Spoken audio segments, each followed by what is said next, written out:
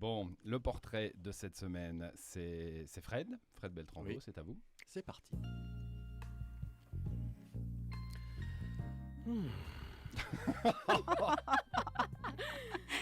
L'amour. L'amour est le moteur du monde, comme le chantait si bien Jacques Dutronc. Donc là, c'est pas une chanson de Jacques Dutronc, mais la chanson de Jacques Merci. Dutronc, en fait, c'est une chanson de Merci merde, pour donc lui. j'ai pris celle-là. Et à la lecture du questionnaire que vous avez rempli avant de participer à cette émission, il semble aussi, chère Christine, que l'amour soit votre moteur. Oui, vous faites partie de ces femmes exquises qui savent se damner pour l'or d'un mot d'amour. Enfant déjà, vous étiez capable de rester des heures près de votre téléphone dans l'attente incertaine d'un appel de votre amoureux, tandis que, du fond de la cuisine, votre grand-mère hurlait « La saucisse est prête !» Oui, vous nous l'avez confessé aussi, votre amour se manifestait aussi pour la saucisse de veau, les tartines beurrées et la tarte à la rhubarbe. Amoureuse et gourmande. On serait en droit de se demander si vous n'êtes pas la femme parfaite, et c'est bien possible. Car vous savez aussi braver l'ordre établi quand il s'agit de réparer des injustices. Souvenez-vous, c'était à Berne, le 10 octobre 1995. Vous participiez au festival Amour libre et saucisses de veau. Vous attendiez votre amoureux dans un squat de l'avenue Liebe-Überalles.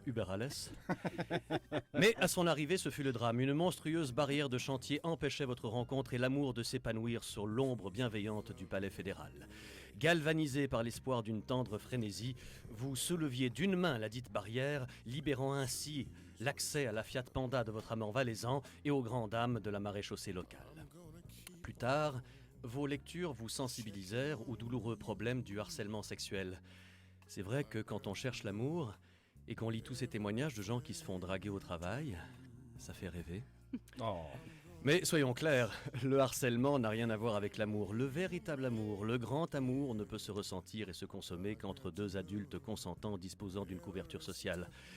Ou, comme le disait plus élégamment Sacha Guitry, la marque d'un grand amour, c'est l'impossibilité de se souvenir lequel des deux a pour la première fois dit « je t'aime ». Non, en matière d'amour, Guitry a aussi dit que c'est pas en éternisant une erreur qu'on la répare, mais ça c'est une autre histoire. Pour l'heure, nous nous attardons sur le destin d'une femme capable de faire 10 fois le tour du lac de Champé pour un unique baiser. Une femme qui écrit, une dame d'État qui nous fait partager ses états d'âme dans un ouvrage à l'authenticité joyeuse et néanmoins profonde.